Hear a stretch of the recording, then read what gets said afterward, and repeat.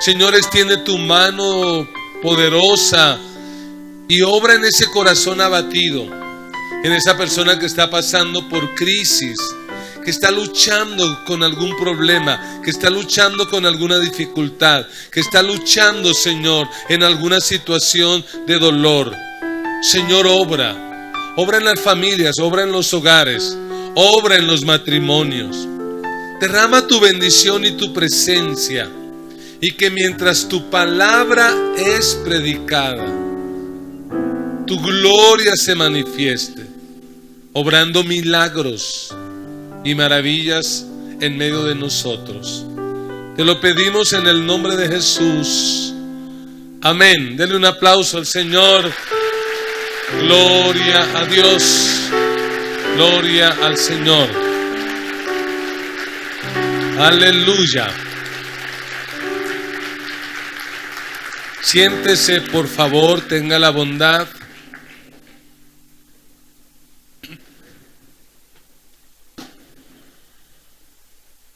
Pensando en la palabra que voy a compartir hoy, me puse a recordar la primera vez que visité un lugar como estos. La primera vez que visité una iglesia cristiana evangélica hace ya cerca de 32 años. ¿Cuántos recuerdan su primera vez en una iglesia cristiana evangélica? ¿Qué impacto le produjo eso? Yo no sé cuál fue su experiencia, pero la mía fue bastante particular. Porque yo venía de una tradición católica. Fui católico durante muchos años. Así que yo estaba acostumbrado a la misa que duraba 30 minutos, muy tranquilita, muy sosegada. Y la primera vez que yo estuve en una reunión como estas, eso fue un choque para mí. Porque para empezar, la música en esa reunión que yo fui duró casi 1 hora. Y la gente cantaba y cantaba, y yo para mí era, la gente está loca de verdad. Para colmo de males me tocó cerca una señora que tocaba esas panderetas y decía, yo ya estaba fastidiado. Un hombre acuerpado, casi 1,90, levantando las manos y llorando. Y dije, esto es mucha nena, no le da pena, tan grande y llorando. Así que a mí todo eso me parecía medio extraño. Cuando oraban ni hablar. Y cuando pasó el pastor a predicar, peor. Porque yo pensé que mi prima era una chismosa y que le había contado todo al pastor, porque el pastor todo lo que decía me afectaba a mí. Y dije, claro, le contaron, le pasaron el dato al hombre. Pero si hubo algo que a mí me chocó, es ese punto de la reunión donde dijeron, vamos a dar nuestros diezmos y ofrendas. Yo dije, ay, sí que no. No, eso sí me pareció de lo más extraño. Y es que en la vida hay cosas que son extrañas. Más que extrañas, son realmente extravagantes. ¿Qué es extravagante? Extravagante es algo que para uno es extraño, fuera de lo común, que no es normal. Eso es algo como extravagante. Hay un país de este planeta Tierra llamado Dubái. ¿Cuántos han ido a Dubái? No me trajeron a Chiras de Dubái ni a Arequipe, pero bueno. Pero allá sí que hay cosas bien extrañas. Mira algunas cositas que investigué y encontré. Por si alguien está interesado, le tengo el contacto para que pueda comprar estas cosas a un bajo costo. Mire, un reproductor de MP3 bañado en oro de 18 quilates con 430 diamantes incrustados vale la módica suma de 380,000 euros, es decir, 1.300 millones de pesos colombianos, aparte el suyo ya que se agotan. Este va a ser extravagante hasta más no poder. Un jeque de Dubái manda elaborar su propio papel higiénico hecho con 3 capas de papel de 22 quilates de oro en escamas. Cada rollito cuesta la bobadita de 1.300 millones de pesos. De dólares, sí. Bueno, por ahí es así más o menos, para que haga cuenta, si compra la paca de 6 le puede salir más barato, ¿no? Esta camisa, para los que nos gustan así las camisas bonitas, esta de pronto le guste. Es una camisa hecha con lingotes de oro, valorizada en $250,000. Es decir, 750 millones de pesos. Sé que algunos le están diciendo, pues casi lo que vale la mía, no hay mucha la diferencia. Para los que les gusta tanto las redes sociales, con sí van a pegar duro eso de que el iPhone 7, 8, mire, eso está out. Móvil fabricado a base de oro, diamantes y piel de cocodrilo. Se consigue por la módica suma de $1.273.000, es decir, aproximadamente 3.900 millones de pesos colombianos. Sé que muchos quieren hacer sus pedidos, pero toca al terminar esta reunión, yo les doy los contactos para que compren. Esas cosas son sencillamente extravagantes. Es sencillamente algo extravagante.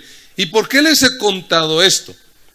Porque hoy que queremos enfatizar mucho la importancia del dar, el domingo de primicias, quiero hablar de una ofrenda extravagante que dio una mujer. Así que le invito a abrir su Biblia en el Evangelio de Marcos, capítulo 14, versículo 3 en adelante. Marcos capítulo 14, versículo 3 en adelante. La palabra del Señor dice de la siguiente manera: pero estando él, o sea Jesús, en Betania, en casa de Simón el leproso, y sentado a la mesa, vino una mujer con un vaso de alabastro de perfume de nardo puro de mucho precio, y quebrando el vaso de alabastro, se lo derramó sobre su cabeza. Y hubo algunos que se enojaron dentro de sí y dijeron: ¿para qué se ha hecho este desperdicio de perfume? Porque podía haberse vendido por más de 300 denarios y haberse dado a los pobres. Y murmuraban contra ella. Pero Jesús dijo: dejadla. ¿Por qué la molestáis? Buena obra me ha hecho. Siempre tendréis a los pobres con vosotros, y cuando queráis les podréis hacer bien, pero a mí no siempre me tendréis. Esta ha hecho lo que podía, porque se ha anticipado a ungir mi cuerpo para la sepultura. De cierto os digo que donde quiera que se predique este evangelio en todo el mundo, también se contará lo que ésta ha hecho para memoria de ella. Amén y amén. Que el Señor bendiga su palabra en este día. Si vivimos en una sociedad donde hay tantas extravagancias, yo pregunto, ¿acaso no estará bien que nuestro amor por Jesús sea un amor extravagante?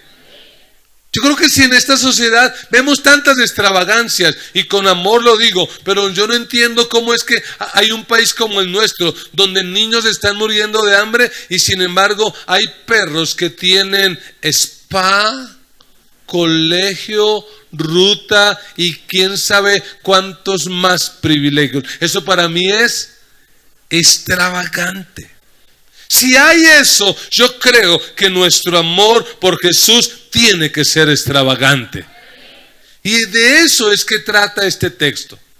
Una mujer que llega a donde está Jesús reunido y demuestra que su amor por él es extravagante. ¿Y cómo lo demuestra? Con una ofrenda extravagante. Así de sencillo. El texto nos dice que esto ocurrió en Betania. Versículo 3 dice que Jesús estaba en Betania. Betania es una ciudad muy cerca de Jerusalén y esto sucede realmente unos pocos días antes de que Jesús vaya a morir en la cruz por la humanidad. En ese contexto sucede esta ofrenda. No solo dice que en Betania, sino que sucede en la casa de un hombre conocido como Simón el leproso. Se entiende que no es un hombre que sea leproso, que alguna vez fue leproso, pero que Jesús lo ha sanado, porque si fuera leproso no podría estar conviviendo con la comunidad. Es alguien que ha sido sanado por Jesús. En un pasaje paralelo como es Juan 12, también entendemos que no solo estaba Jesús, que no solo estaba Simón, sino que estaba su amigo Lázaro, a quien Jesús había resucitado de entre los muertos. Y por supuesto estaba esa hermana que siempre la vemos servir. ¿Cómo se llama? Marta. Y que la mujer que ofreció una ofrenda tan extravagante fue nada más y nada menos que María de Betania. Esta fue la mujer que ofreció una ofrenda tan extravagante. La pregunta que nos surge es: ¿y por qué han hecho esta cena? ¿Acaso será una cena para hacer un acuerdo político para las próximas elecciones? ¿Por qué le habrán ofrecido a Jesús esta cena? ¿Será acaso porque quieren que Jesús les haga algún favor, les haga algún milagro? No. La razón por la que esta cena se lleva a cabo es sencillamente porque tanto en el corazón de Simón, que había sido leproso, de Lázaro y de su familia, hay una profunda gratitud. Y en ese contexto es que esta mujer irrumpe y presenta una ofrenda tan extravagante.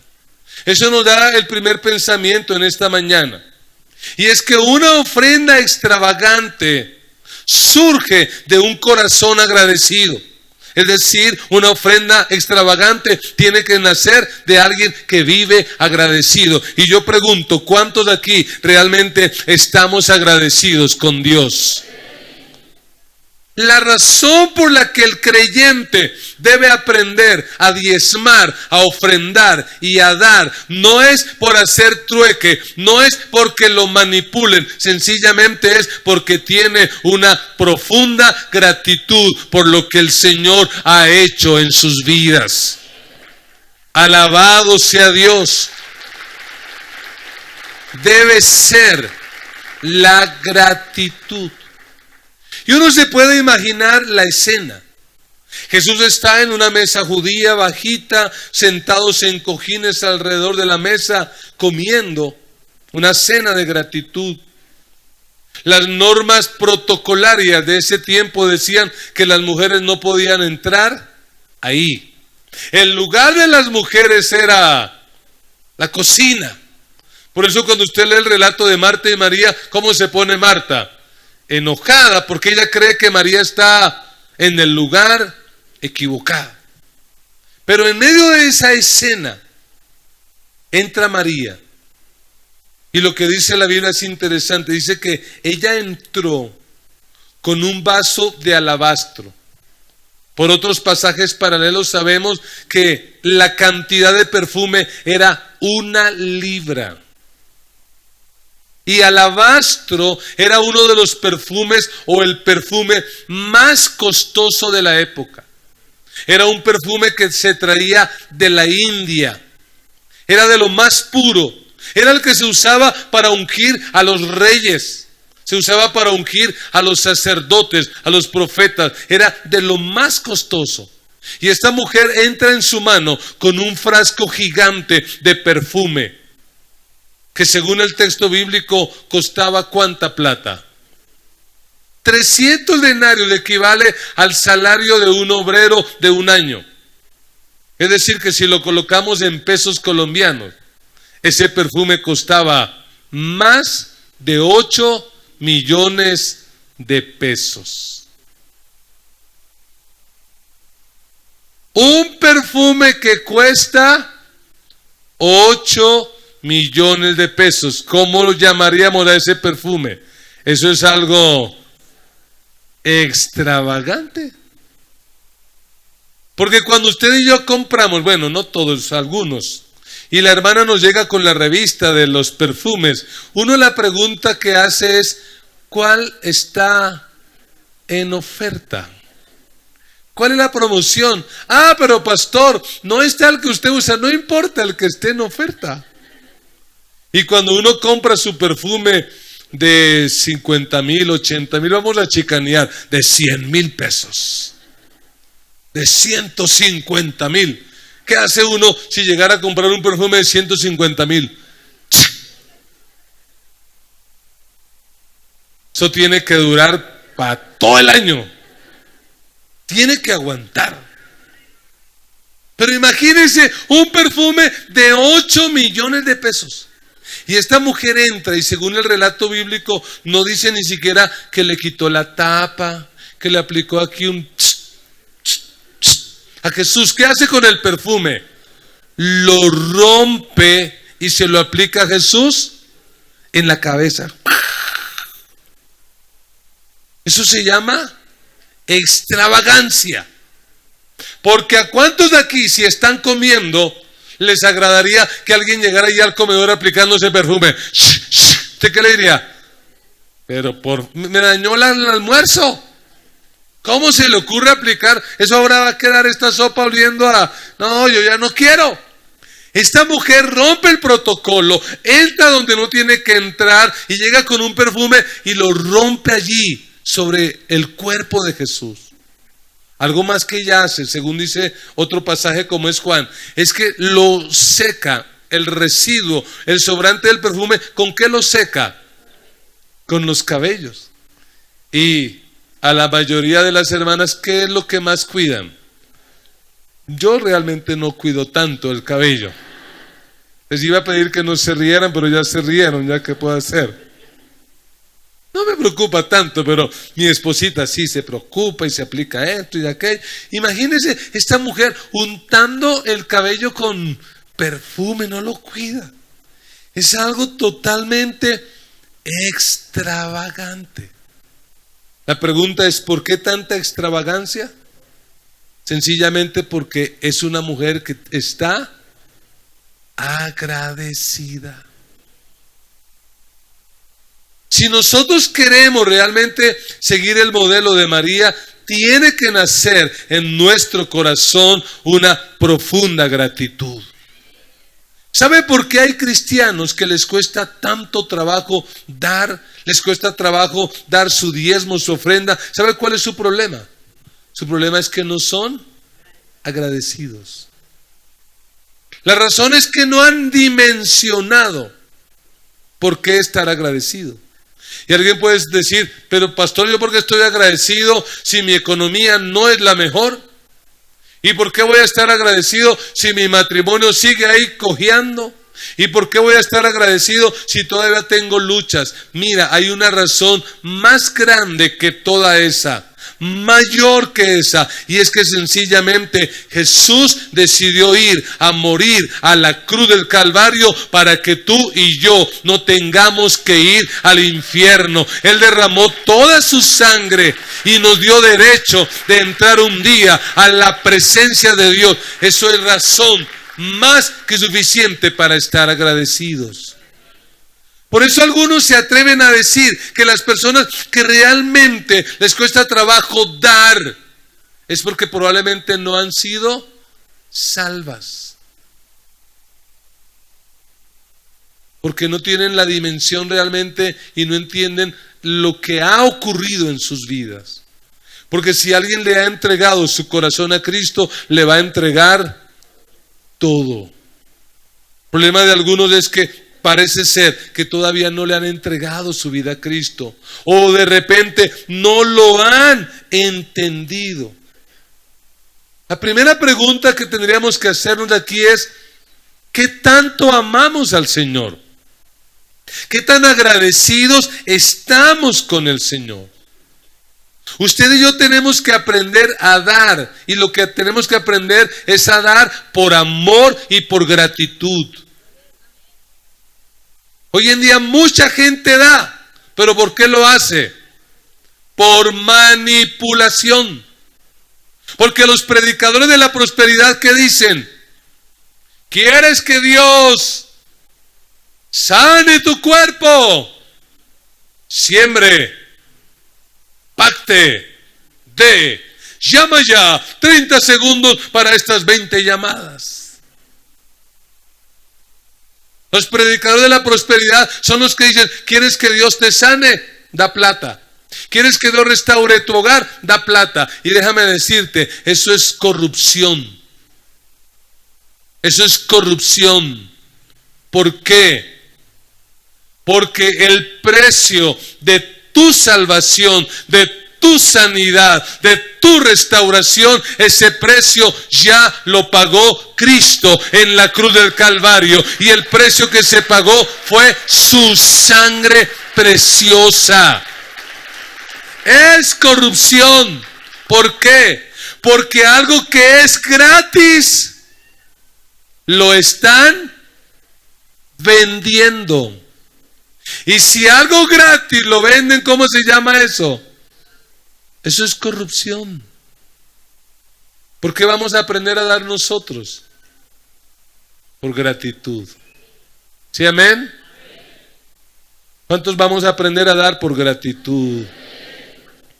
No porque nos manipulan, no porque nos hacen promesas, no porque nos ofrecen trueques, sino sencillamente porque estamos tan agradecidos, pero tan agradecidos de saber que el día que nuestro corazón deje de funcionar, ese día vamos a despertar en la mansión que Cristo fue a preparar para nosotros, que sencillamente lo que nosotros le demos aquí en la tierra no es nada comparado con lo que Él ha comprado para nosotros. Pero cuando Él hace esto, cuando ella hace esto, ¿cuál fue la reacción de la gente? Versículo 4. Dice la Biblia: y hubo algunos. Y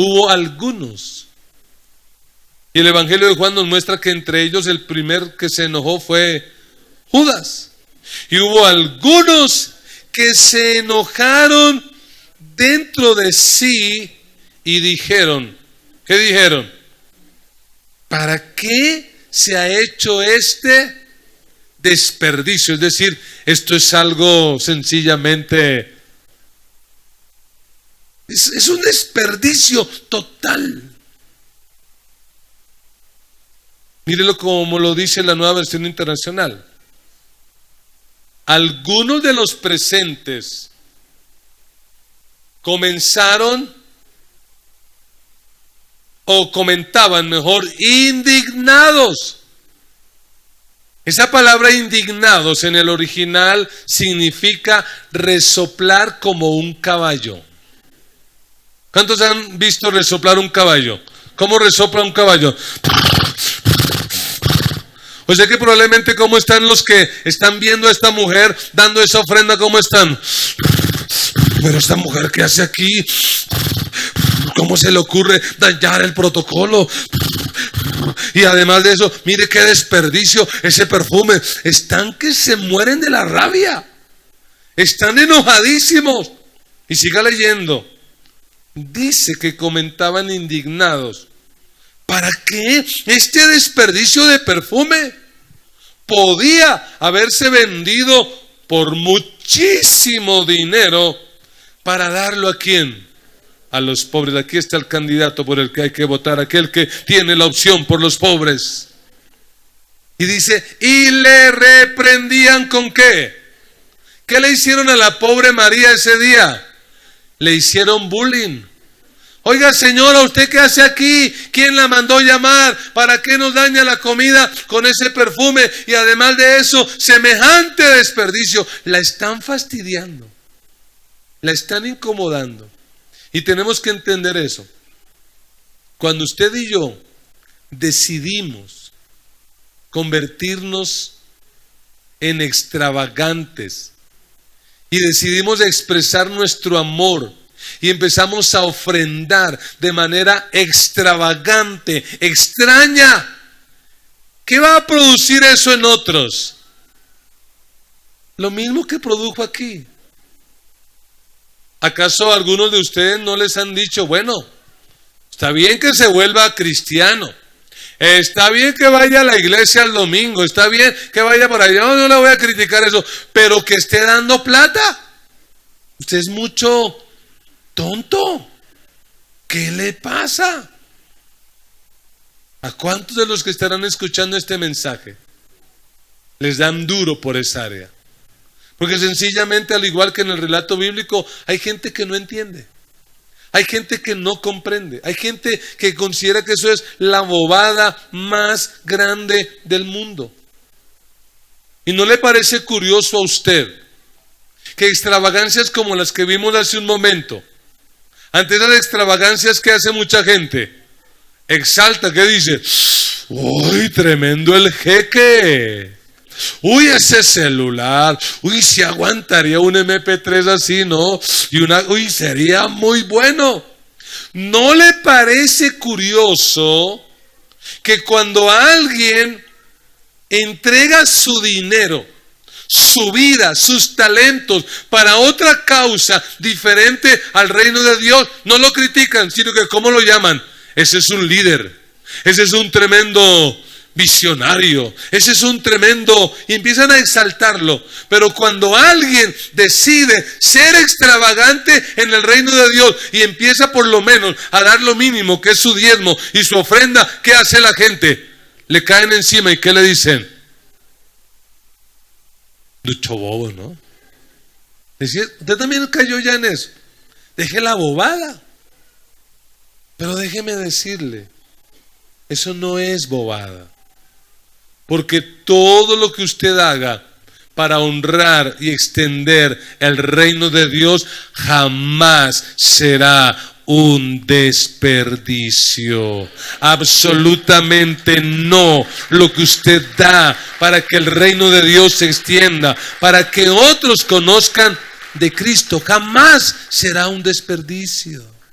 Jamás. John Gibson Patton fue un europeo, un hombre de una cómoda posición social, pero un día en su iglesia sintió un llamado misionero y decidió ir a las iglesias, a las Islas Hébridas, para plantar una iglesia allí entre tribus caníbales. Cuando él decidió hacer eso, ¿qué cree que le dijeron? Está loco, es tonto, ¿qué va a hacer eso? Sin embargo, él se fue y por la misericordia de Dios no lo cocinaron allá. No sancocharon al misionero. En lugar de eso, él pudo plantar el evangelio en ese lugar, y la obra que él hizo en ese tiempo hasta el día de hoy perdura. No fue un vano, no fue un tonto. Jim Elliot, un misionero norteamericano que decidió llevar el evangelio a la tribu de los Aucas en Ecuador, llegó y al poco tiempo de llegar con sus amigos fue muerto por esta tribu. fue asesinado. Cualquiera que mire eso rápidamente, ¿qué puede decir? ¡Qué tonto! ¡Qué desperdicio! Desperdició su vida, pero no, porque la semilla que él sembró con su sangre dio fruto, y hoy en día el evangelio se predica allí entre los Aucas del Ecuador. Escúchame, nada que hagamos para extender el reino de Dios será un desperdicio. ¿Sabe lo que dijo Jim Elliot? Escucha, él dijo esto: no es tonto el que da lo que no puede conservar para ganar aquello que no puede perder. Lo repito, no es tonto el que da lo que no puede conservar para ganar aquello que no puede perder. Y le pregunto, de nuestro peregrinar por esta tierra, ¿qué podremos conservar? ¿Conservarás tu hermoso cuerpo? ¿Conservarás tus diplomas? ¿Quizá tu casa? ¿El carro? ¿Las joyas? ¿El MP3 con diamantes y oro? La Biblia dice, nada trajimos, nada nos llevaremos. Desnudos salimos del vientre de nuestra madre y desnudos volveremos a la tierra. Nada trajimos, pero cuando tú decides empezar a dar para extender el reino de Dios, eso nadie te lo va a poder quitar, porque estarás haciendo tesoros en el cielo. Alabado sea Dios. Alabado sea Dios.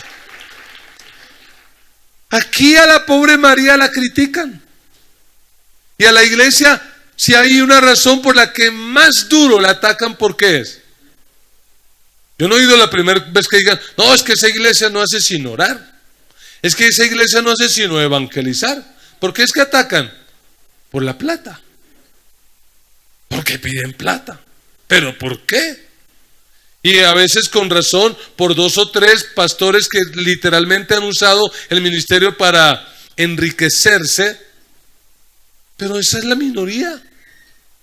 Y cuando yo aprendí a dar, porque yo aprendí a dar, a mí me enseñaron, usted diezme y ofrende, y el pastor que le dé cuentas a Dios. Y desde ese día yo diezmo y ofrendo, y allá quien tenga que darle cuentas, que le dé cuentas a Dios. Tenemos que aprender a hacerlo. No importa que te critiquen. No importa que para otros sea un desperdicio. Tú lo haces, así para otros resulte algo extravagante. Porque para esta sociedad diezmar y ofrendar es algo extravagante.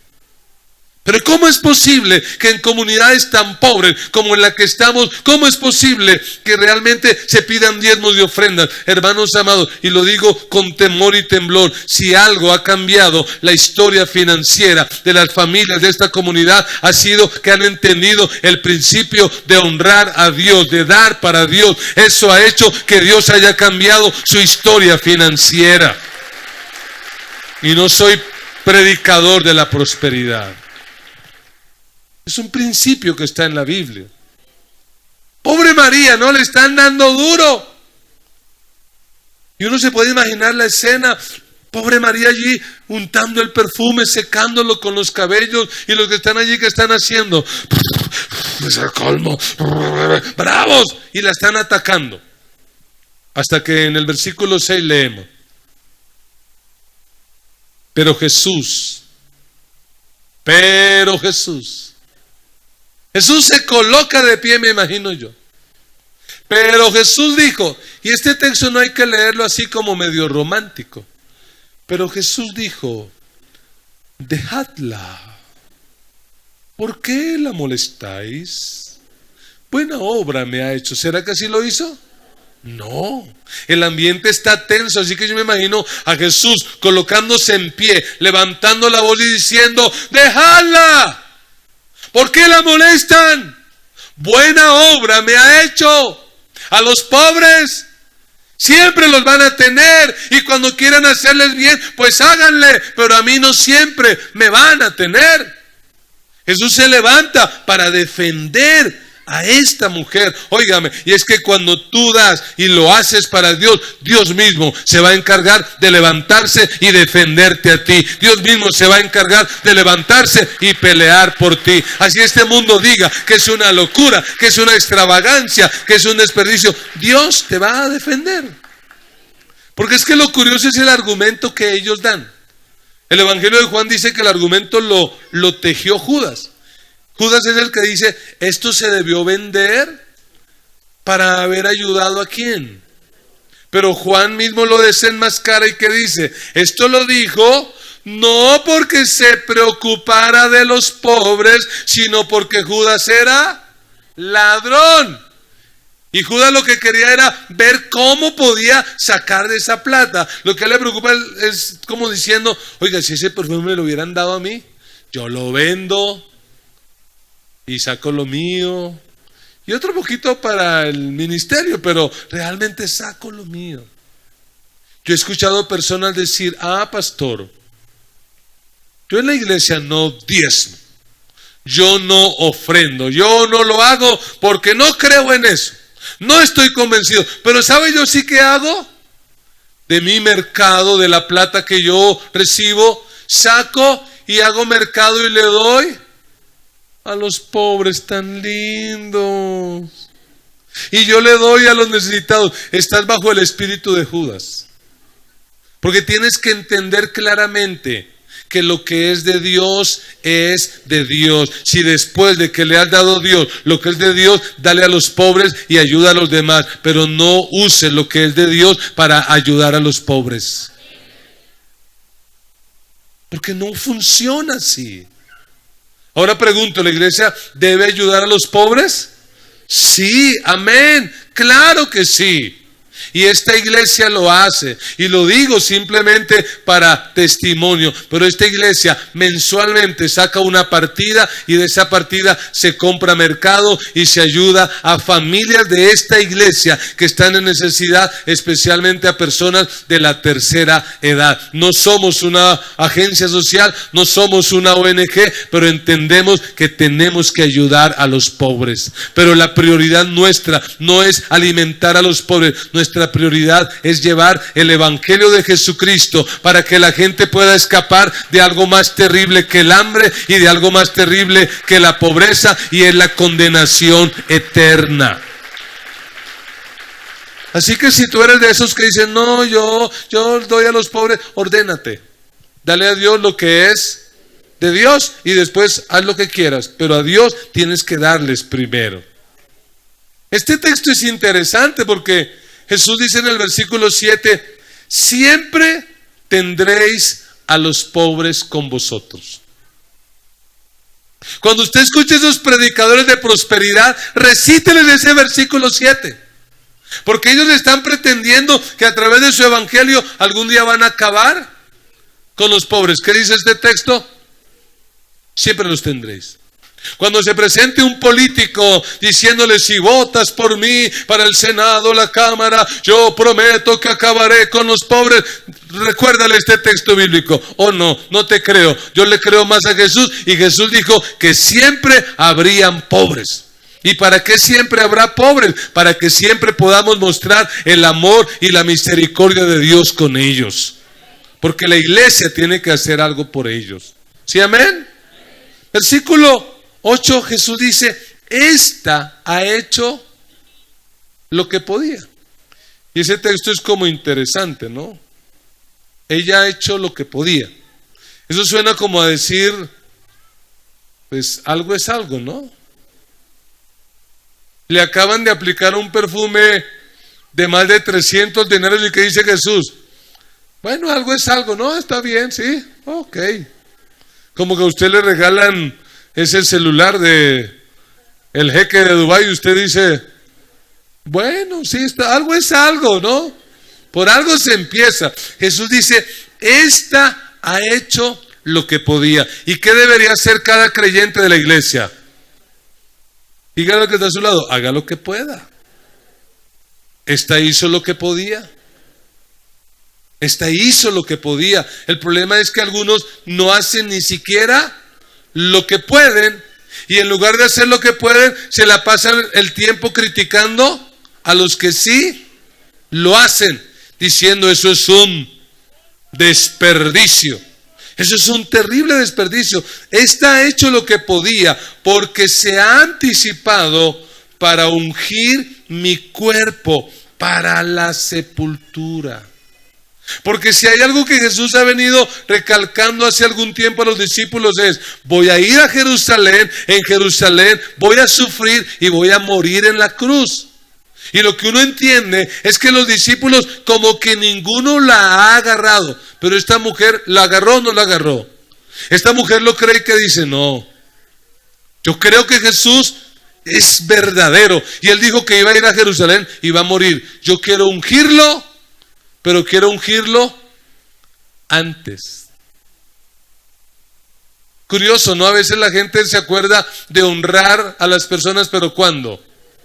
Después. ¿Cuándo hay que honrar? En vida. Esta mujer dice: yo sí lo quiero honrar, pero antes de que se muera. Lo está haciendo. Esta mujer tenía un discernimiento espiritual y pudo discernir que Jesús iba a morir. Y en el versículo 9 dice: de cierto os digo que donde quiera que se predique este evangelio en todo el mundo, también se contará lo que ésta ha hecho para memoria de ella. ¿Estamos cumpliendo esa palabra, sí o no? Porque imagínense, miles y miles de kilómetros de distancia de Betania, y aquí estamos cumpliendo lo que se dijo de ella. Lo que yo quiero decir es que cuando usted aprende a ser generoso, a dar, y a dar con extravagancia, puede ser que algunos te critiquen y te ataquen, pero ¿sabes quién se va a levantar para defenderte? Jesús. Porque una ofrenda extravagante será correspondida. Jesús correspondió a eso. Jesús se corresponde con esta mujer. ¿Qué contraste entre María y Judas?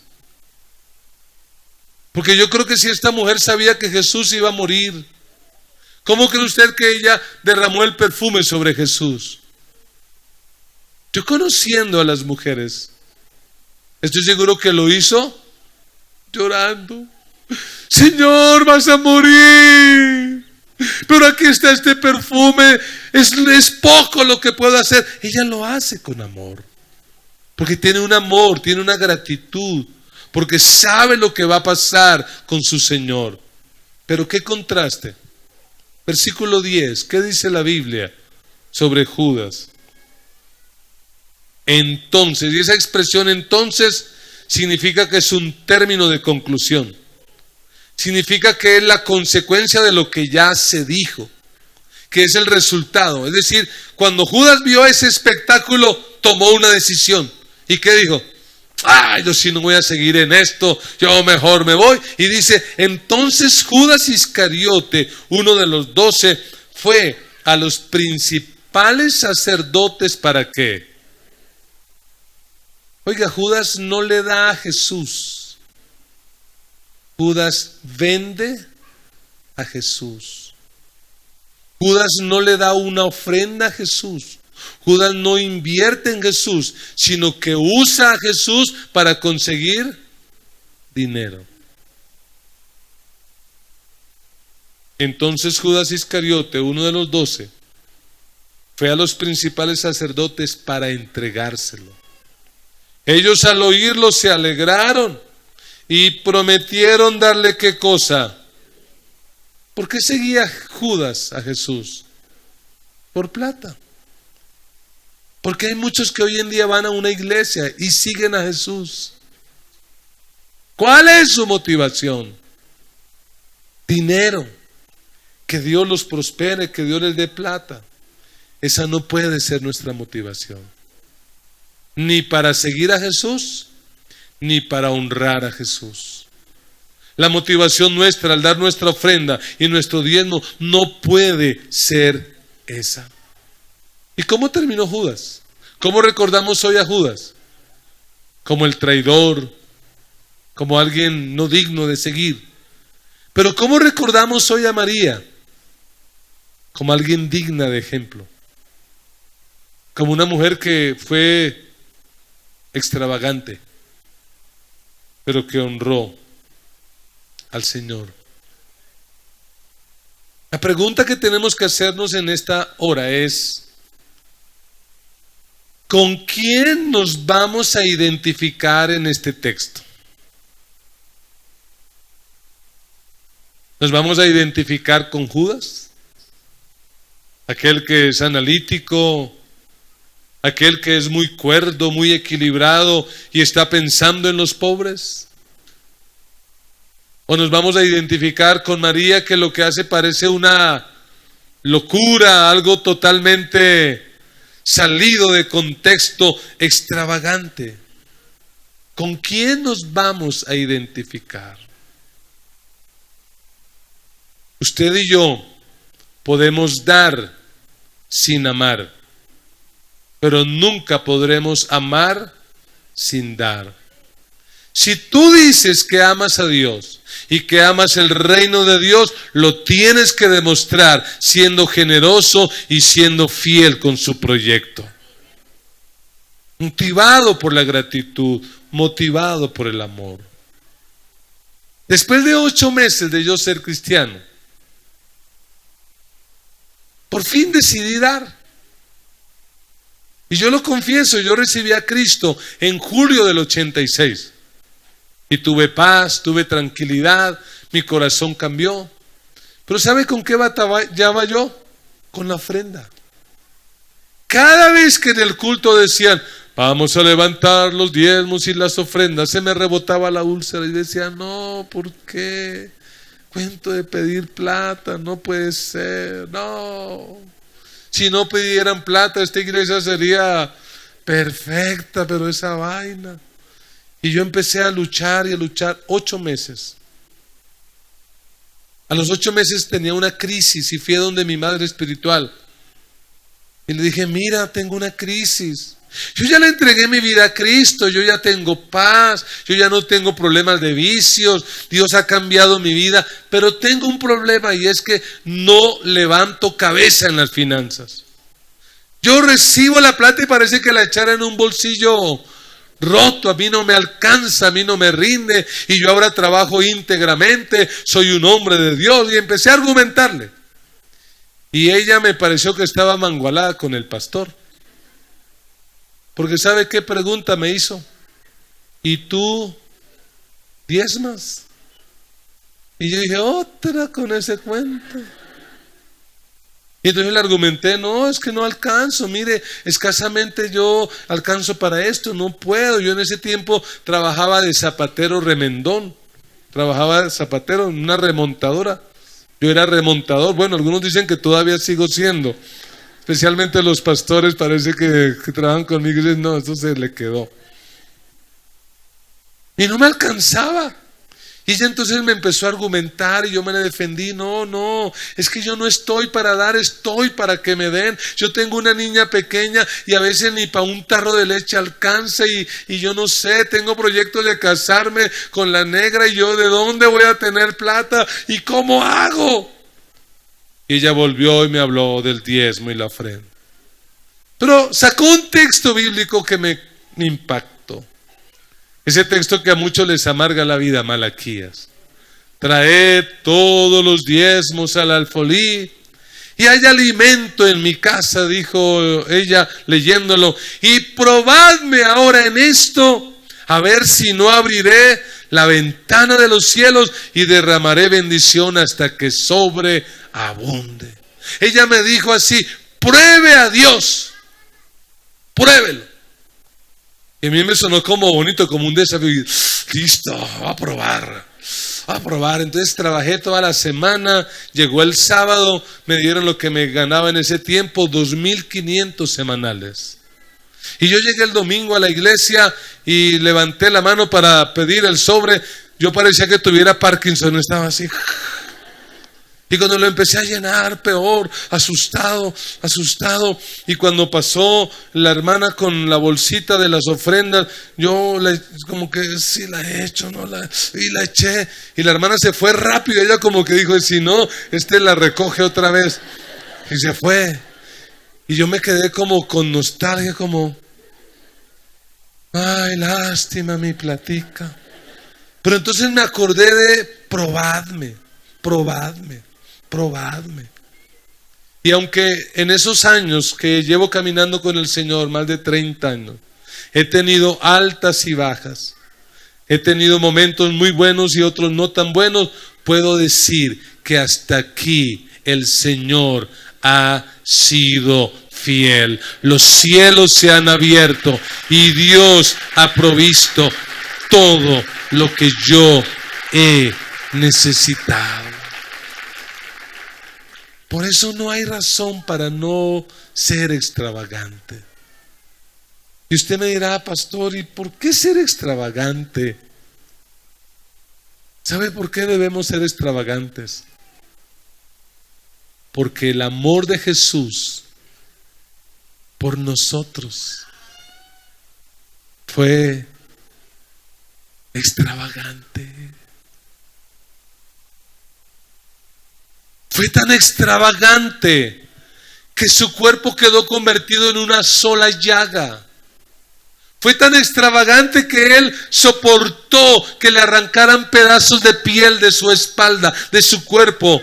Fue tan extravagante que soportó el dolor de estar horas clavado en la cruz, derramando toda su sangre. Fue tan extravagante que un amor tan extravagante no merece nada menos que una devoción extravagante. Si el amor de Dios por nosotros fue extravagante, nuestra adoración tiene que ser extravagante.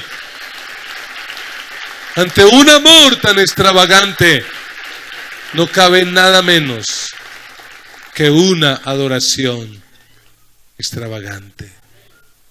Cierre sus ojos en esta hora. Y recuerde, mi amada iglesia, demos aquello que no podemos conservar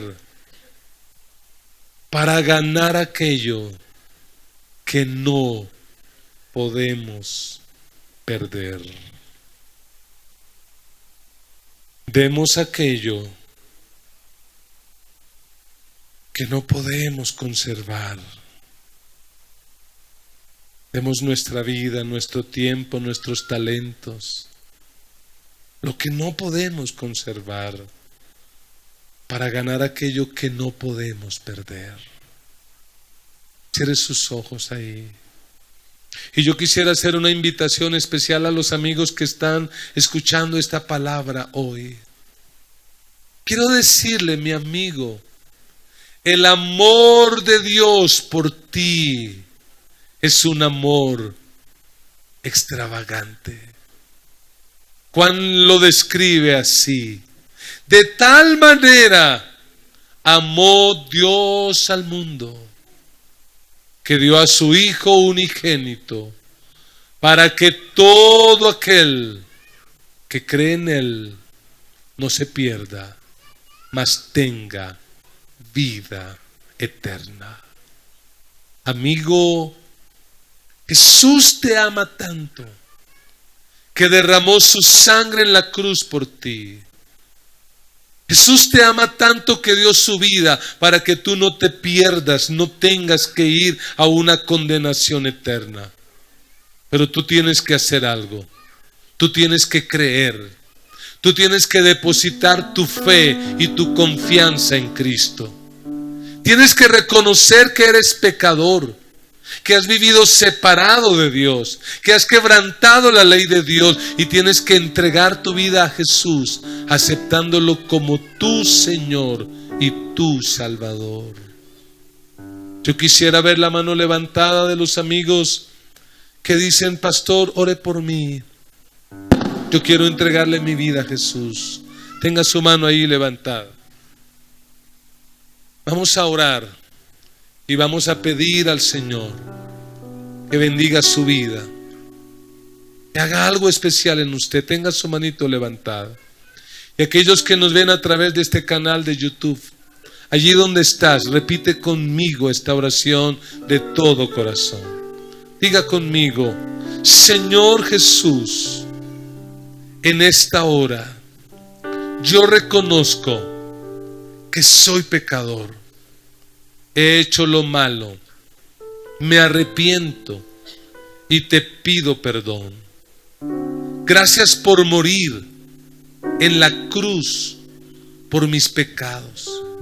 Perdóname, límpiame con tu sangre, escribe mi nombre en el libro de la vida y no lo borres, para que cuando yo muera o tú regreses, yo pueda estar siempre contigo. Jesús, haz de mí la persona que tú quieres que yo sea.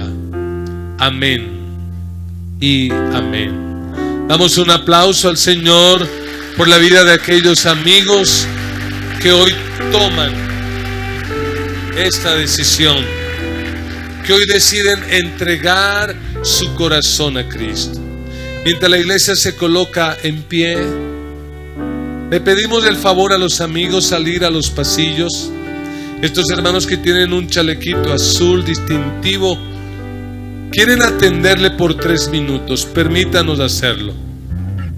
Tenemos un café para compartir, una aromática, un jugo. Tenemos una literatura, tenemos una palabra. Queremos orar por usted. Queremos ayudarle en su caminar con Dios. Por favor, vaya al 2º piso por un instante. Permítanos atenderle. Y hablo con la iglesia. Hablo con los hermanos. Lo triste de este relato que compartíamos hoy es que ¿quiénes fueron los que se enojaron? ¿Los de afuera o los de adentro?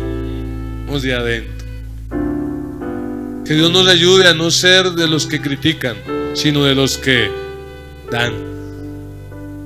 Y no importa si la gente cree que somos gente medio extravagante. Un cristiano extravagante es el que canta, aplaude, danza y le preocupa lo que la gente diga. Porque estamos tan agradecidos con Dios que no nos preocupa eso. Hablemos con Dios. Hable con el Señor. Dígale a qué se compromete. Señor, te damos gracias en esta hora por tu palabra. Te damos gracias por hablar a nuestras vidas y a nuestros corazones. Señor, tenemos que pedirte perdón hoy, porque reconocemos que no somos tan agradecidos. Reconocemos, Señor, que nos cuesta trabajo todavía expresar nuestra gratitud. Señor, perdónanos. Perdónanos porque muchas veces hemos tenido un corazón duro, mezquino, cerrado. Señor, cámbianos. Señor, yo te pido que te reveles al corazón de tus hijos que todavía batallan en esta área, que no han entendido esta verdad de la palabra. Revélate, Señor. Revélate al corazón, Señor, pero que la motivación para dar no sea trueque. Que la motivación para dar no sea comprar lo que es gratis. Que la motivación para dar sea sencillamente expresar amor, expresar gratitud por lo que ya tú hiciste, por tu obra en la cruz, por tu muerte en la cruz, por habernos liberado y no tener que ir al infierno, Señor. Que la razón por la que damos sea expresar nuestra gratitud, Señor, y que no nos preocupe lo que otros digan, que no nos preocupe la crítica. Así otros, Señor, estén enojados, haciendo como caballos bravos. Que lo único que nos interese sea agradarte y honrarte a ti. Sabiendo, Señor, que todo lo que damos para tu reino jamás será perdido. Que cada vez que damos para tu reino, estamos haciendo tesoros en el cielo. Estamos pudiendo llevar el evangelio hasta lo último de la tierra. Señor, ayúdanos.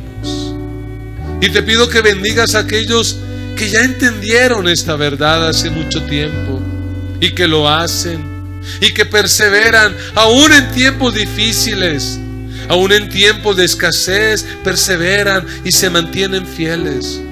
Señor, cumple lo que has prometido. Señor, honra la fe de ellos y ayúdalos. Te lo pedimos en el nombre de Jesús. Coloque la mano sobre el que está a su lado y va a orar por él en el área financiera. Ore por él como el Espíritu Santo le guíe. Padre, yo te pido por favor que obres en la economía de cada persona y de cada familia aquí representada. Aquí hay personas, Señor, que están luchando con su economía, que luchan con deudas, que luchan con préstamos, que luchan con la escasez. Aquí hay personas, Señor, que batallan y que pareciera a veces que el dinero está echándose en un bolsillo roto. Señor, yo te pido por favor que extiendas tu mano de poder y obres en ese hogar, en esa casa, en esa familia. Señor, saca de nuestras vidas la ruina, la pobreza, la miseria, la escasez. Trae provisión, trae bendición, trae abundancia. Señor, por favor, te pedimos que nos bendigas, que nos proveas, que suplas para nuestra necesidad. Te pedimos, Señor, que nos des corazones fieles, que nos des corazones generosos. Y que así como María, a la hora de dar, a la hora de expresarte nuestro amor, seamos extravagantes, seamos abundantes, seamos generosos, Señor. Te lo ruego, te lo suplico, Padre. Sana la economía y las finanzas de cada familia aquí representada. Te lo rogamos y te lo suplicamos, Señor. Aquel que no tiene un empleo, provéele. Abre puertas de provisión, abre puertas de bendición. Aquel que necesita para la universidad de sus hijos, aquel que necesita cumplir con sus obligaciones, Señor, abre puertas de bendición. Prospera a tu iglesia, provee a tus hijos, Señor. Regálele un abrazo a su hermano y dígale: pruebe a Dios, pruebe a Dios, pruebe a Dios. ¿Cuántos queremos honrar a Dios? ¿Cuántos queremos honrar a Dios? ¿Cuántos queremos ser un poco extravagantes con el Señor? La extravagancia al Señor le gusta en algunas áreas, especialmente en esa área. Nos vamos de este lugar, pero no de la presencia del Señor. Amén. Recuerde que el miércoles tenemos aquí un culto para que usted crezca en la palabra, crezca en el conocimiento del Señor. Padre, lleva en paz a tus hijos, lleva en paz a tu iglesia. Que esta semana sea una semana de cielos abiertos, una semana de provisión, de bendición. Señor, que esta palabra no vuelva vacía, sino que esta palabra produzca cambios para la gloria tuya. La gracia de nuestro Señor Jesucristo, el amor de Dios nuestro Padre y la comunión del Espíritu Santo sea sobre cada uno de ustedes, y con gozo decimos amén, amén. Y recuerde, vamos a darle lo mejor a nuestro Dios, vamos a darle siempre lo mejor porque Él es digno de lo mejor.